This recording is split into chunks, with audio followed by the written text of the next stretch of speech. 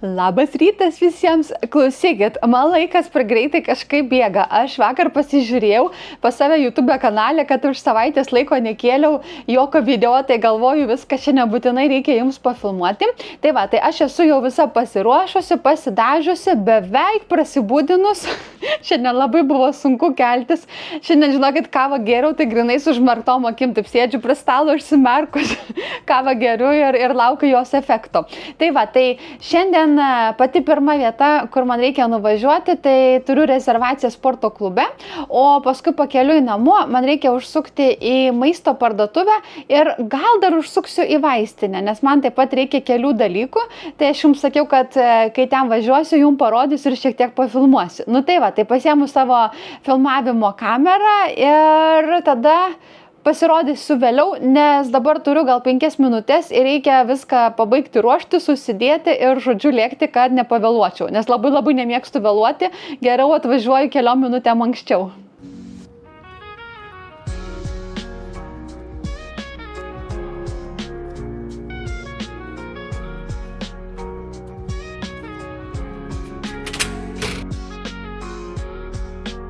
Nu va, ką tik baigiau savo treniruotę, visa susivėlus gražuolė, labai saulė šviečia, tai užsidėjau nuo saulės akinius. Šiaip galėjau šiandien pasiimti ir kepurę, žinokit, nes labai kaitina. Nu, bet nieko, ką padarysi. Tai va, o dabar, kaip ir sakiau, aš keliauju tada iki vaistinės pirmiausiai, nes man ten reikia mažiau tokių lengvesnių daiktų ir po to į maisto parduotuvę, tai kaip aš juokauju, kaip vadinu vietinė Maxima, nes vadinasi Maxvalo. Nu, tai viskas yra šalia, tai keliaujam. Aš jums parodysiu, kaip viskas atrodo ir man atrodo, kad jums bus įdomu, ypač vaistinė, kadangi vaistinė yra net tokia, kaip jūs įsivaizduojate, prasme, nu, ten ne tik yra vaistai, nes kaip pasakė, kad vaistinė, nu, tai žinot, galvoju, ten vaistai yra ir 2 rankų kremai. Čia jinai yra didžiulė, yra visko labai daug, yra ir visokių grožio produktų, ir kosmetikos, ir maisto, nu, ta prasme, viskas viename. Nu, žodžiu, viskas. Užtenka kalbėti, einu atsirakinti dviratį ir keliauju, kol dar neiškepu čia prieš saulę.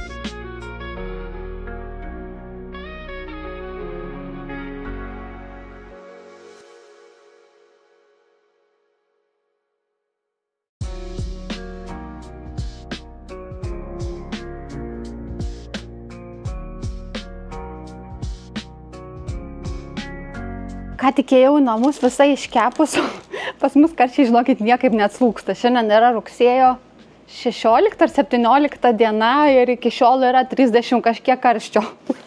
Tai dabar, kol grįžau su dviračiu, tai aš sakau, pavargau daugiau negu pačiam sporto klube. Nu tai va, tai pakeliu, kaip matėt, užsukau aš į vaistinę ir užsukau į maisto parduotuvę, tai daugiau pafilmavau vaistinę, kadangi pagalvojau, kad ten bus įdomiau. Tai kaip matėt, ten yra visko, kaip ir sakiau, ir kosmetika, ir maistas, ir katiem maistas, ir valymo produktai, ir vaistai, nu ta prasme viskas taip viename, tai ten realiai viską gali nusipirkti. Nu tai va, tai pirmiausiai savo vietiniai Maximoje tai pripirkau visokių daržovių. Tai nupirkau špinatų, brokolį, tiesiog tokių standartinių, salotą paėmiau, nes irgi jau viską suvalgėm, dar paėmiau kelis keptos vištienos. Šiaip tokių dalykų retai kada perku, bet mano vyras prašė parnešti, tai parnešiau, nes dažniausiai tokius dalykus, jeigu valgom, tai padarau namuose. Tai va, kas dar? Taip, sviestas yra, paskui paėmiau dešrelių. Tai palaukiu dešrelių ir dar, va, ir čia yra toksai kaip kumpelis, kaip beikonas japoniškas, jisai yra ne rūkytas, o brandintas. Nu, tai jie sako, kad tai yra beikonas, bet pagal tai, kaip atrodo ir koks yra skonis, tai praktiškai tai yra kumpelis. Tai šitus daiktus ir šitas dešreles paėmiau gaminti pupelėms, kadangi vakar užmerkiau juodų pupelių ir darysiu tokį brazilišką patiekalą, kuris vadinasi feijoada.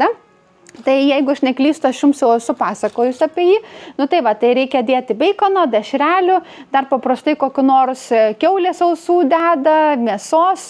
Nu ta prasme daug visko, bet aš darau tokią lengvesnę versiją dabar vat, mums valgyti. Tiesiog kasdieną tai dėsiu tik tai dešreles ir tik tai beikoną. Tai va, tai imbierą irgi visą laiką valgom su viskuo ir dedu į savo kokteilį ryte. Paskui yra moliūgas. Japoniškas moliūgas, tai man yra pati skaniausia daržovė, žinokit, aš labai mėgstu, aš tiesiog iškepu orkaitį su truputėliu alyvuogių aliejum. Čia mano Leksa kalba. Tai va, arba dar galima išvirti tokiam kaip japoniškam sultinį, irgi labai skanu. Paskui kas dar? Bananai, tai bananų irgi perku. Paėmiau vieną obuolį, nežinau, kažkaip tai obuoliai šiandien prastokai atrodė, tai paėmiau tik tai vieną, galvoju paragausiu, nežinau ar bus skanus.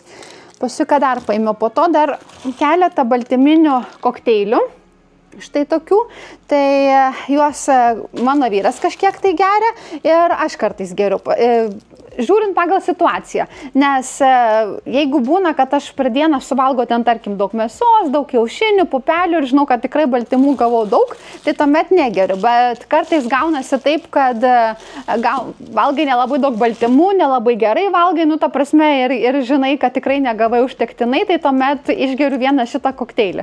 Tai aš visuomet nusiperku ir turiu šaldytuve.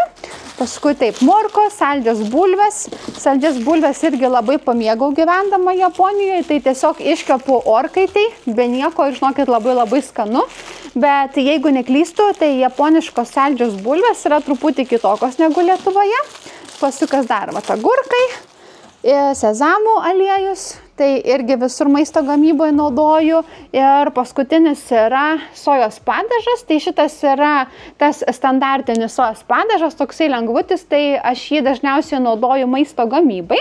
Nu tai va, tai čia viskas, kas yra iš mūsų supermarketo ir dabar ką pirkau vaistiniai, tai man kelių dalykų reikėjo, tai liktai nieko nepamiršau, ko reikėjo. Tai va, tai tokie kaip patos diskeliai, tiesiog makiažai nusivalyti. Ausų krapštukai, tai nieko čia labai įspūdingo. Paskui, žinot, kas pasibaigė? Pasibaigė mano lūpų balzamas ir praeitą kartą pirkau vieną japonišką brandą ir visai man jisai nepatiko. Kažkaip visai tų lūpų nedrėkino ir tada nusprendžiau, kad galbūt pabandysiu kažką tai kitą. Tai šiandien užmačiau šitą vat DHS, JC. Kas čia per garsas, klausykit? Kalbu su jumis ir girdžiu kažkokį ten kliksėjimą, nežinau, bet dabar likti nutilo. Nu tai va, tai žodžiu grįžtant prie balzamo. Nu tai va, tai šitas DHC labai garsus brandas, tai pasižiūrėsim, galbūt šitas geras, dar žinokit, niekad nenaudojau, tai negaliu nieko sakyti. Po to paėmiau dušo želę iš Daubų, tai visą laiką mes šitą perkam, tai jeigu gerai atsimenu, tai ir Lietuvoje yra. Po to visai toksai atsitiktinis dalykas, bet tai yra petražolių sėklos, tiesiog nebeturiu ir darže jau galiu sėti, jau turėtų sudygti, nes praeitą mėnesį, kai buvo po 40 karščio kasdieną, tai žinokit, nedygo niekas. Arba tai vos sudygsta ir viskas nudžiūsta, dabar jau gal nebenudžius. Po to paėmiau dar keletą namų kvapų, niekas niekad šitų nepirkau, tai nežinau, ar jie geri, nes praeitą savaitę nupirkau kitus ir man visiškai nepatiko, tiesą pasakius, nes visiškai nieko nekvepia. Kai tik tai padėjau, tai atrodė lyg tai pirmą dieną kažkoks kvapas yra, o paskui viskas išsigaravo ir viskas. Nu tai va, tai pasižiūrėsim, kaip bus šitie, tai aš labai tikiuosi, kad jie bus geresni. Po to kas dar? Žinot, kas pasibaigė? Pasibaigė mano plaukų aliejus ir visą laiką aš perku kokį nors importuotą per Amazon ir galvoju, gal išbandysiu kokį nors japoniško brando. Nu tai va, tai išsirinkau šitą iš Fino. Tai yra Japonijai gan garsus brandas ir jie gamina visokius plaukų šampūnus, plaukų kaukės, aliejus. Jų plaukų kaukė ypač yra garsi, populiari. Nu tai va, ir Japonių labai išgirta. Tai galvoju, pabandysiu aš jų aliejuką ir jeigu man patiks, tai tuomet pabandysiu ir plaukų kaukę. Nu tai va, tai pasižiūrėsim. Atrodo štai taip. Ši pakuotė yra didelė, man atrodo, jo, yra 70 ml. Tai kaip plaukų aliejų, man atrodo, kad visai neblogai.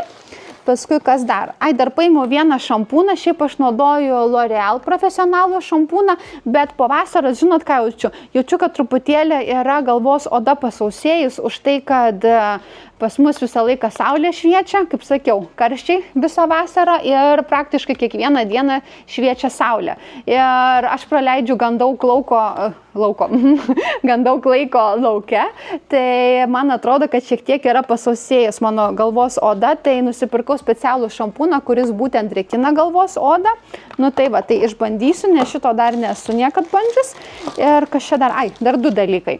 Tai paėmiau dar vieną dezodorantą, tai yra toks japoniškas standartinis, bet jisai yra labai geras.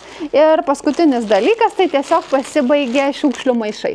Nu tai va, tai žodžiu, tokie mano pirkiniai, nieko kažko labai gal įdomaus, nepirkau nei kosmetikos nieko, bet kaip matėte iš mano kosmetikos kolekcijos, tai turiu visko daugiau negu reikia. Reikia bent dalį sunaudoti. Nu tai va, tai dabar viską greitai išsidėliosiu ir einu kažką pavalgyti, nes jau 1:30, tai kaip ir laikas būtų pietums. Pažiūrėkit, kaip mielai atrodo to lūpų balzamo pakuotė. Tokia šviesi persikinė spalva ir atsukus atrodo, kaip būtų lūpų dažai. Labai gražiai padaryta. Tokia maloniai rankas paimti. Va, mikro guli paslikas nuo karščio, nėra energijos paskatinuką, ne mikro. Mini, tai iš viso atrodo, kad pasaulio pabaiga, pasižiūrėkit, guli po stalu, nuleipusi, tik tai ausis viena krūta ir viskas. Neturi energijos katinukas, o katytė va irgi ant sofos, visos 3 bando išgyventi karštį. Nes jau mums žmonėm karšta, o gyvūnam tai turėtų būti iš vis labai karšta, kai su tokiu kailiu. Tai va, o kas manęs nesekat Instagrame, tai dar nematėt vieno dalyko, pasižiūrėkit, ką pasiuvau praeitą savaitę. Čia aš kaip sakau, kai nebežinai, ką siūti, tai pasiuvi lovą katėms. Rimtai, čia žinokit, yra lova. Aš užmačiau šitą idėją Pinterest'e ir galvoju, kaip cute reikia ir mūsų katėm pasiūti, ypač, kad kartais mikro mėgsta miegoti po mūsų kaldrą. Aš su jumis esu ne kartą dalinusis nuotraukomis savo Instagrame, tai pagalvojau, kad jam patiks. Nu tai va, tai nupirkau tokį kaip padėkliuką gyvūną miegoti, toksai va pūkuotas ir prie jo prisiuvau štai tokią pagalvytę, pasiuvau tiksliau ir prisiuvau ir taip pat pasiuvau kaldrą, tai viršuje iš tokių va 2 medžiagų, o viduje įdėjau taip pat tokią kaip pūkuotą medžiagytę, kadangi katės labai mėgsta. Nu tai va, tai jeigu jos nori, gali va čia va taip į vidų įlysti. Tai pirmas dienas jos miegojo taip į vidų įlindę, o dabar kai pasidarė vėl labai karšta, tai kai jos čia miega, tai miega ant viršaus atsigulę. Nu tai va, tai visai fainai. Nu katyte, bent vieną kartą pasirodysiu. O tai aš filmuoju arba mikro, arba mini. Tavęs niekad nėra. Princesė.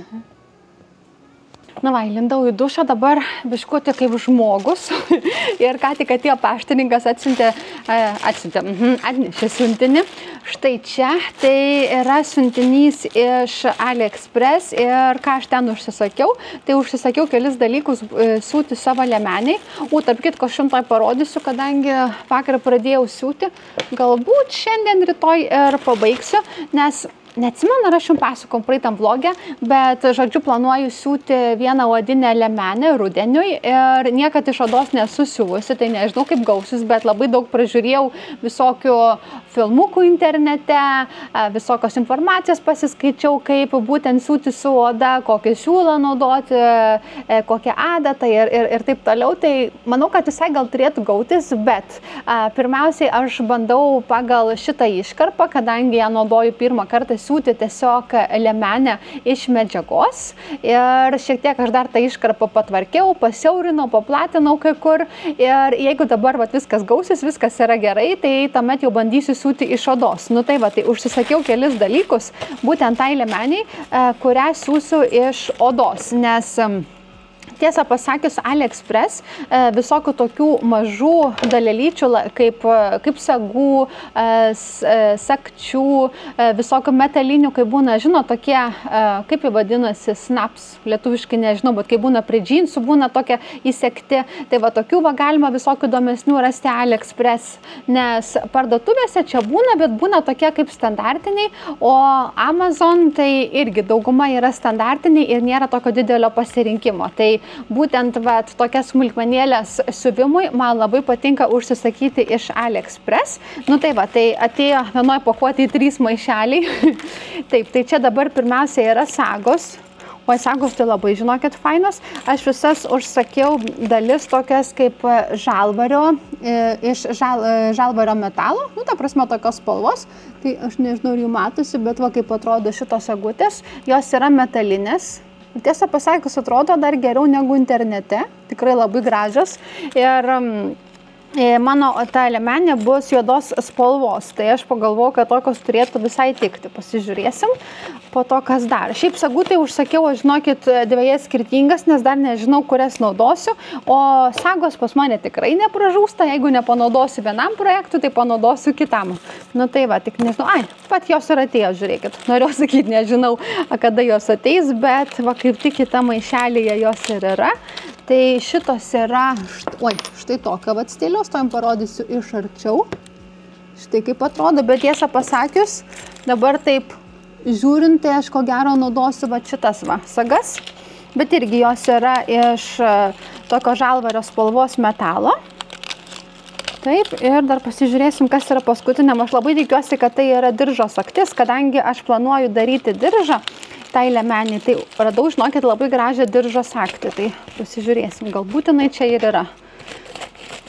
Nes lyg tai daugiau niekas neturėjo ateiti iš AliExpress. Jep. Klausykit, netgi 2 atėjo. Kaip aš taip nedažiūrėjau? Nu, šiaip čia geras dalykas, kad į tiek nedažiūrėjau, bet kažkaip aš galvojau, kad tik tai viena ateis. Pasižiūrėkit, kokios yra sagtys, palaukit, reikia šitą išimti. Man priminė šiek tiek tokį kaip gyvatės dizainą. Aš jums parodysiu truputėlį iš arčiau. Kaip atrodo, žiūrėkit. Ir irgi yra tokios kaip žalvario metalo spalvos, tai man pasirodė, kad labai turėtų tikti. Nu tai aš planuoju, žodžiu, su ta liemenė padaryti tokį diržą ir bus sagtis štai tokia ir tie užsegimai metaliniai taip pat bus tokios spalvos. Tai man atrodo, kad turėtų atrodyti gerai. Bent jau mano galvoj, tai atrodo, kad labai super cool idėja, bet kaip gausis, tai matysim. Dabar aš žiūriu, kaip atitinka spalva. Aš manau, kad atitinka. Šiaip spalva galbūt labiau vis dėlto atitinka su šitom sagom, nes šita yra kaip ir tokia žalvario spalva, bet jinai daugiau tokia link auksinės, o šita yra grinai žalvario tokia tamsesnė spalva. Nu tai žiūrėsim, bet siūnant aš sugalvosiu. Nu tai ir sakau, šitų sagčių pasirodo vis dėlto atėjo 2. Nu tai tai dar liks kažkuriam tai kitam projektui. Tai tai tiek ir tada aš jums parodysiu, kokią aš dabar tą liemenę siuvu ir iš kokios medžiagos. Na tai pasižiūrėjus, tai liemenė netrodo nieko įdomaus, tiesiog tokia visiškai standartinė, bet tai yra tik tais bazė pasiūta. Ir paskui aš dar pridėsiu prie jos diržą, taip pat darysiu tokias kaip ale rankovės. Nu, žodžiu, pamatysit, paskui kai pasiūsiu, aš jums parodysiu, tai pasidalinsiu ir savo video ir Instagramą būtinai įkelsiu. Bet, žodžiu, dizainas yra štai toks, angliškai vadinasi Princess Seams. Tai man labai patinka Princess pasiims, kadangi galima padaryti taip, kad labai gražiai išryškintų figūrą. Tai vat, pavyzdžiui, vat, kaip čia galit matyti, kaip per krūtinę eina vat, ta siūlė aukščiau ir paskui per pilvą eina šiek tiek žemiau, tai vadinasi, kad gausi siauriau. Tai aš labai mėgstu tokius va drabužius ir per nugarą irgi vat, tas pats. Yra va, tokios vat, linijos susivimai, matot, ir štai čia. Tai vat, o iš vidaus tai sudėjau čia va tokias juosteles, irgi, kad gražiau kaklas laikytųsi. Čia aplink pečių liniją taip pat. Nu, žodžiu, vat, kaip sakau, čia grinai vat, padariau tokį kaip ir pagrindą ir dabar aš toliau dirbsiu su rankovėmis, apie kurią sakiau, ir taip pat aš dėsiu pamušalą ir po to darysiu diržą. Tai diržas bus toksai, kaip galima sakyti, star, tokia kaip ir žvaigždė drabužio, kadangi darysiu šiek tiek tokį įdomesnį kitokį, bet, žodžiu, yra idėja tokia, kad jeigu noriu, kad liemenė atrodytų įdomiau, tai tuomet nešiosiu su tuo diržu, o jeigu noriu, kad atrodytų kaip bazinė, tai tiesiog galiu užsidėti paprastą rudą diržiuką. Nu tai va, tai už tai aš taip ir sugalvojau. Tai kaip sakiau, dabar neatrodo nieko kažko labai ypatingo ar įdomaus, bet kai pasiūsiu, tai man atrodo, kad šita liemenė visai taip gražiai atrodys. Nu tai va, tai kaip sakiau, pasidalinsiu po to. Va, ir mikro atėjo pasižiūrėti, ką mes čia veikiam. O šiaip, žinot, ką pagalvojau, aš jums esu nepapasakojus, kaip mes atsigabenom kates į Japoniją, nes manęs tikrai klausėt ne viena, tai va, tuoj pasidarysiu kavos ir aš jums papasakosiu. Na va, Mikro man padės papasakoti istoriją, ane Mikro? Papasakosiu, koks tu liūdnas nabagėlis buvai, kai mes išvažiavom, ane? Vargšas Mikro. Gerai, eik. Nu tai va, tai kaip žinot, kas mane iš seniau sekat, tai mes kai išvažiavom iš Lietuvos prieš truputį daugiau nei 4 metus, tai gavosi taip, kad mes turėjom palikti kates Lietuvoje. Šitiek pakeliu kamerą, dėl to, kad buvo tas COVID-as, kaip tik buvo pati jo pradžia ir mes labai greitai išskridom ir tiesiog nebuvo laiko, kada sutvarkyti kačių dokumentus. Ir tuo metu katės liko Lietuvoje su Rafaeliu, tai kas žiūrite mane iš anksčiau, mano filmukus, tai jį seniai tikrai žinot. Nu tai va, tai žodžiu, porą metų mūsų katės gyveno kartu su Rafaeliu Lietuvoje ir mūsų buvo tokia idėja, kad mes išskrisim į Japoniją ir paskui kaip įmanoma greičiau susitvarkysim visus dokumentus, suruošim kates ir atsigabensim į Japoniją. Bet per tą COVID-ą viskas gavosi ne taip, kaip mes planavom, ne taip, kaip mes norėjom, kadangi visur, aišku, buvo betvarkė, daug kur buvo šalis užsidarę, bet Japonija buvo užsidariusi labai ilgai. Dabar aš palaukit, bijau sumeluot, bet Japonija ar 2,5 metus, man atrodo apie kažkur 2,5 metus, visiškai buvo užsidarius, neįsileido praktiškai nei turistų, nieko, ta prasme, ir iki tiek buvo, kad jeigu aš, pavyzdžiui, būčiau išskridusi iš Japonijos, nors aš turiu ten tą ilgąją vizą, kaip jinai čia vadinasi, žodžiu, tai Japonijos gyventojo kortelė, su kuria aš galiu gyventi ilgai, tai manęs būtų atgal tiesiog neįleidę, iki tiek. Tai aš tiesiog negalėjau išskristi iš šalies ir kačių taip pat nebuvo galima įgabenti į šalį, nes yra toks kaip ir servisas, kad gali sumokėti tam tikrai įmoniai, jinai sutvarko viską ir, žodžiu, tau atgabena tuos gyvūnus į vieną ar kitą šalį, žodžiu, be tavęs. Tiesiog tu toj šaly lauki ir tu tos gyvūnus pasiemi. Tai irgi tas buvo neįmanoma, kadangi Japonija neįsileido nieko. Nu tai va, tai tuos praktiškai 2,5 metų mes negalėjom niekaip kačių atsigabenti ir aš jau taip pergyvenau ir būdavo visą laiką paskambinu Rafaeliui ir sakau, noriu pakalbėti su katėm. Kad nepamirštų jos mūsų. Tai man iš tikrųjų labai gaila būdavo, nes kai paskambinu, tai katės išgirsta mano balsą ir pradeda ieškoti, eina šalia telefono, nu žinot, kaip kamera įjungta, ostinėja, Mikro miauksi, aplinkui vaikšto, nesupranta, kas vyksta, nu ta prasme, jos ten irgi matyti nelabai suprato, nes mes visą laiką būdavom kartu, niekur ilgam neišvažiuojam, o čia nei iš šio, nei iš to mes dingom ilgam laikui ir tik tais laiks nuo laiko paskambinam ir ten balsas iš kažkokios tai dėžutės. Nu tai va, tai labai tikrai buvo gaila kačių, bet tiesiog nieko negalėjom padaryti. Tai kai tik tais Japonija pradėjo šiek tiek atlaisvinti tas taisyklės, vis dar neįsileido turistų, bet būtent gyventojams, tie, kurie turi tą gyventojo kortelę, ta prasme užsieniečiai čia Japonijoje, pradėjo leisti išskristi iš šalies ir ją atgal įskristi ir taip pat pradėjo priimti gyvūnus. Tai kai tik tais atlaisvėjo ir buvo galima tą padaryti, tai pirmas dalykas, ką aš padariau, tai pradėjau tvarkyti visus dokumentus katėms. Tai vienas dalykas, kas labai ilgai užtruko, tai kaip kažkur kitur vežiesi kates. Tiesiog susitvarkai pas veterinarą visokius ten dokumentus, pasidarai skiepus ir, žodžiu, gali skristi. Čia ne. Čia reikėjo padaryti tokį kaip kraujo tyrimą, kurio netgi Lietuvoje nedaro. Jeigu neklystu, tą tyrimą siuntė ar į Vokietiją. Aš dabar, žinokit, bijau sumeluoti. Neatsimenu, kaip jisai vadinosi. Bet ten, žodžiu, kažkaip sudėtingai. Ir po to tyrimo darimo reikia palaukti pusmetį. Tai tą tyrimą mes jau padarėm, kai buvo COVID-as, kai nebuvo galima kačių vežtis, kadangi galvom padarom. Ir tegul sau būna, kai tik tai bus galima kates atsivežti, tuomet mes jau turėsim tą tyrimą padarytą, sutaupysim pusę metų ir galėsim kates vežtis. Tai va, tai šitas, kas užtrunka ilgai. Ir kitas dalykas, reikia gauti iš Japonijos, kaip ten vadinasi, gyvūnų migracijos, ten kažkoks departamentas, dabar, žinokit, bijau nusikalbėti, o dabar tiesą pasakius gerai neatsimenu, bet, žodžiu, gauti iš jų leidimą įsivežti gyvūnus. Tai aš su jais ten bendravau ir tvarkiausi dokumentus maždaug apie 2 mėnesius, nes, žodžiu, pirmiausiai pateiki kaip ir prašymą, kad tu norėtum atsivežti, tarkim, kaip mūsų atveju, 3 kates čia į Japoniją. Ir jie tuomet tavo paraišką prašymą peržiūri ir tuomet pasako, kokių reikia dokumentų, ką reikia daryti, kokios taisyklės, bla bla bla. Tai vis reikėjo kažką tai siūsti, aš jam nusiunčiu, paskui dar kažko prašo, dar kažko, vienu žodžiu. Ir tada galiausiai reikėjo, jau kai viską ten sutiko, žodžiu, viskas jau ten buvo gerai, tuomet reikėjo užpildyti dar daugiau dokumentų.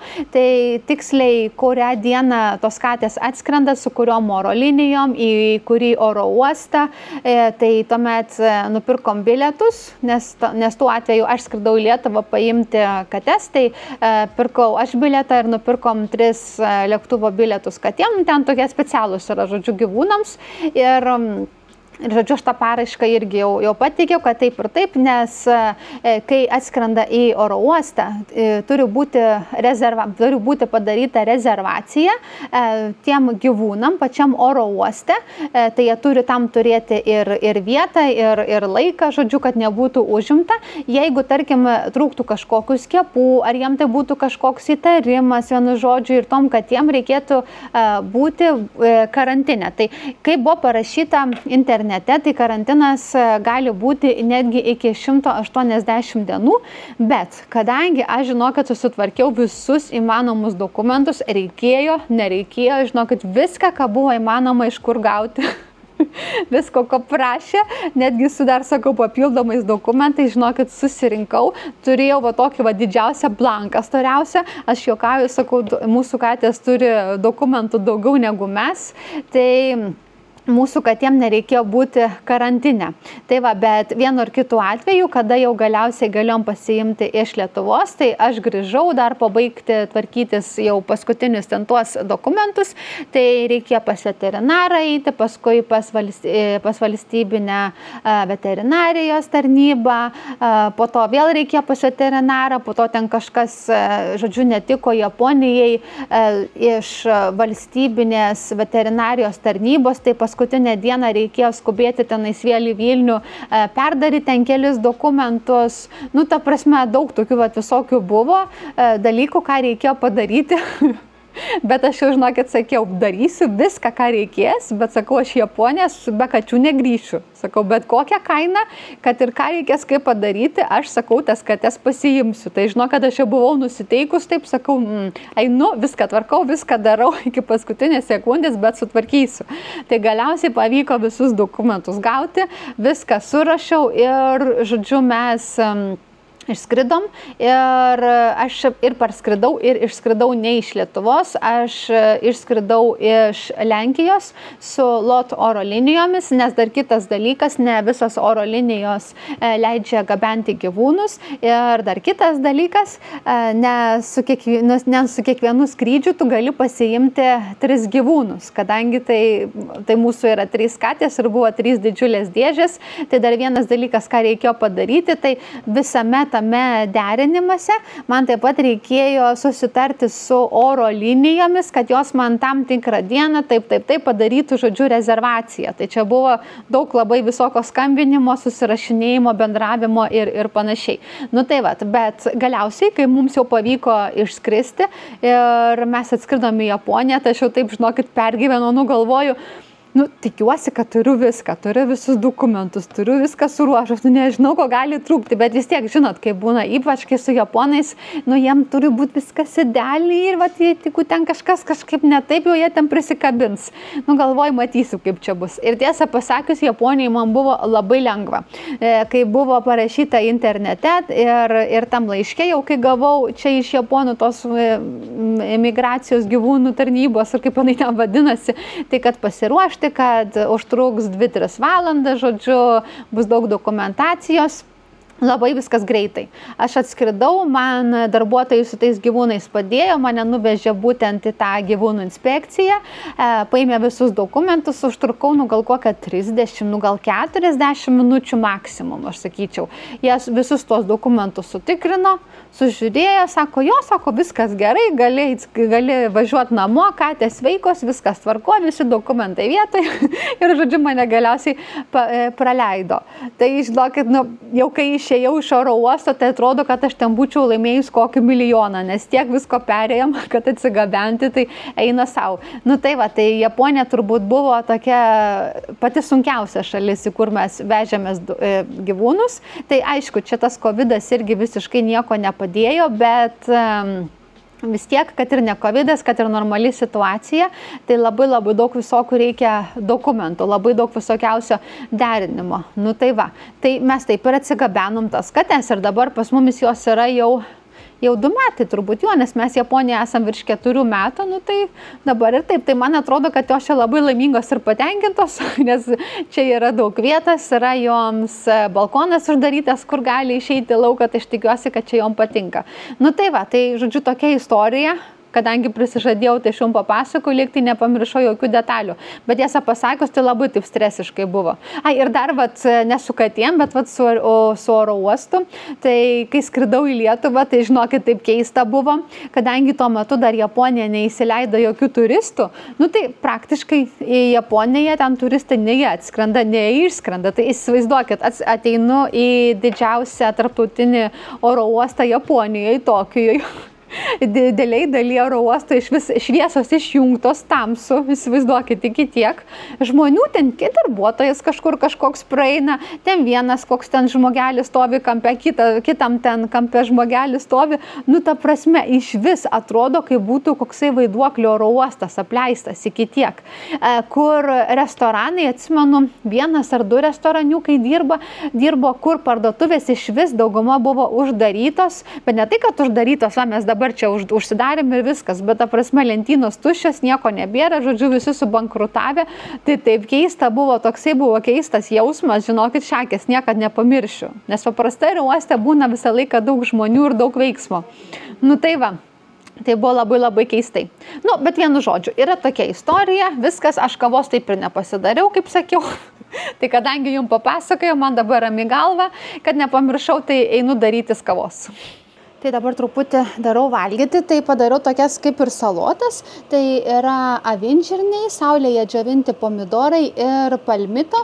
Tai palmito yra kaip tas vadinamas palmės stiebas, turbūt, tai yra labai braziliškas toksai dalykas. Tai va, paprastai dedasi artišokai, bet kadangi neturėjau artišokų, tai įdėjau šitų ir šiek tiek įbėriau džiovintų petražalių, alyvuogių aliejaus, druskos, pipirų ir citrinų sulčių. Tai va, tai paprastai, bet labai gaunasi lengvos geros salotos. Ir dar šiek tiek palikau virtų avinžirnių, kadangi aš nepirku konservuotų, tiesiog išverdu. Nu, tai iš šitų likusių padarysiu dabar šiek tiek humuso, nes humusas irgi labai skanu valgyti, nu, tai galvoju, tegul būna šaldytuve, tai bus labai geras užkandis. Tai humusą aš, žinokit, darau labai standartiškai, tiesiog dedu avinžinius, kuriuos jums rodžiau, porą skiltelių česnako, aš visą laiką, žinokit, viską dedu iš akies. Tai kai būna pas mane prašot receptą, aš taip galvoju, okei, receptą galiu padaryti, bet reikia viską man dabar pamatuoti, užsirašyti tiksliai, nes aš, žinokit, grinai dedu viską iš akies, ingredientus ir paskui ragauju ir žiūriu, ko trūksta, ko dar reikėtų įdėti. Tai va, tai aš dabar irgi taip sakau iš akies, čia klausykit, gausis mano video pusiau receptas. Bet žinau, kad kai kuriem įdomu klausyti, tai galiu greit parodyti. Nu tai va, tai dedu tuos avinžirnius virtus, porą skiltelių česnakų, tai va, tiek avinžirnių įdėjau 3 skilteles, įpilsiu mažą šlakelį alyvuogių aliejaus, šiaip daug nemėgstu išpilti. Toliau kas dar? Taip, yra druskos tai irgi dedu iš pat pradžių nedaug, nes geriau įdėti šiek tiek mažiau, o paskui pridėti, nes jeigu įdėsiu per daug druskos, tai paskui skonį sutvarkyti yra labai sudėtinga.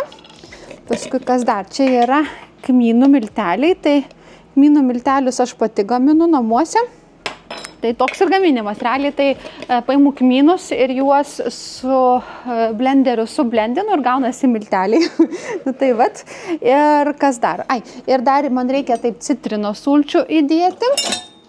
Tai citrinos sulčių irgi dedu, aš taip pirmiausia gal kokią pusę citrinos ir paskui žiūriu, ar užtenka, ar reikia truputėlį daugiau dėti, nes jeigu bus per daug citrinos sulčių, tai paskui irgi, žinokit, būna neskanu. Tai va. Ir kas dar? Ir dar reikia įdėti tahinį, tai kas nežinot, kas yra tahinį, tai tahinį yra tokia kaip pasta pagaminta iš sezamo sėklų, tai aš irgi namuose ją gaminu. Nu, kaip matot, aš virtuvėje praleidžiu daug laiko, tai pas mane viskas yra namuose gaminta, bet realiai parduotuvėse daug kur tikrai galima jo rasti. Tai tahinį įdėsiu, galvoju, gal 2 tokius šaukštus. Tai irgi to žiūriu maždaug pagal skonį, kiek man čia jo dėti. Taip.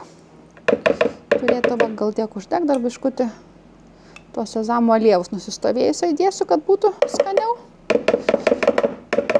Ir realiai dabar ką padarysiu, tai paimsiu viską, sublendinsiu. Dar žinot, ką neįdėjau, pamiršau, svarbą dalį, nes kitaip nesiblendins. Tai tą vandenį, kuriame virė mano avinžirniai, aš neišmečiau, tai jeigu, pavyzdžiui, naudoju konservuotus avinžirnius, kaip būna pakuotėj, tai visą laiką ateina su vandeniu, tai to vandens irgi reiktų neišpilti, nes paskui, kai darai humusą, tai jo šiek tiek reikia įpilti. Nu tai va, tai aš įdėsiu dabar gal kokius 3-4 šaukštus ir pasižiūrėsiu, ar blendinasi ir kokia konsistencija. Gal netgi nereikia šito, kad paskui per daug nepripilčiau. Nu, tai va, tai uždarau dabar, sublendinu ir žiūrėsim, kas čia man gausis. Tai pagal tai, ką matau, tai tikrai dar reikia pridėti šiek tiek to skysčio. Šiaip galima įpilti ir vandens, bet manau, kad su šitos skysčiu yra skaniau. Ir dar žinot, ką aš pamiršau, vieną dalyką, ką aš dedu. Šiaip originaliai tradiciniam recepte nededa, bet aš įdedu šiek tiek ciberžalės, jinai neprideda kažkokio skonio, tai jos nesijaučia, bet jinai padaro mano humusą labai gražios geltonos spalvos, nes kitaip aš jums parodysiu, pasižiūrėkit, gaunasi tokia kažkokia balkšva spalva ir taip labai skaniai neatrodo. O dabar aš įdėsiu ciberžalės ir pamatysit, kas atsitiks.